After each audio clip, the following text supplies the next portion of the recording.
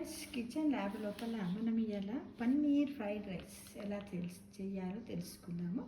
కావలసినటువంటి పదార్థాలు ఏంటి అంటే మొక్కజొన్న పిండి 2 స్పూన్లు, పన్నీరు ముక్కలు 10, అన్నము అరకప్పు, అల్లము వెల్లుల్లి పేస్ట్ స్పూన్, మిరియాల పొడి అర స్పూన్, కారము అర స్పూన్, సోయా సాస్ స్పూన్, ఉల్లి ముక్కలు అరకప్పు, క్యారెట్ ముక్కలు అరకప్పు, క్యాప్సికమ్ అరకప్పు, ఉప్పు నూనె తగినంత.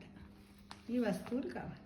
ఇక తయారు చేసే విధానం: మొట్టమొదట పన్నీరును ముక్కలుగా కోసి మొక్కజొన్న పిండిలో అద్ది నూనెలో వేయించి పక్కన పెట్టుకోవాలి.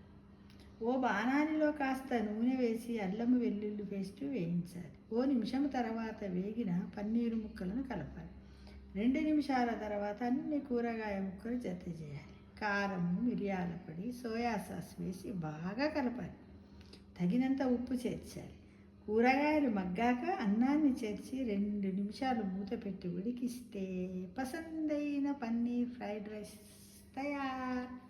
చాలా రుచికరంగా ఉంటుంది. వేడివేడిగా తింటే మంచి హెల్దీ డైట్ ఆల్సో. ఎందుకంటే పన్నీరులో ఏముంటుంది? ప్రోటీన్ ఉంటుంది. కాబట్టి మనకు డైలీ ప్రోటీన్ అవసరం. కొంత పర్సెంటేజ్, కొన్ని గ్రాములు మనకు దాదాపుగా కదా. కాబట్టి ప్రతి ఒక్కరు కూడా ఇలా వర్షాకాలం లోపల, చలికాలం లోపల అప్పుడప్పుడు ఈవినింగ్ అప్పుడప్పుడు డిన్నర్లో తినడానికి ప్రయత్నించండి మిత్రమా. Health is wealth, wealth is not health, health is wealth అనే విషయాన్ని మర్చిపోకూడదు కదా.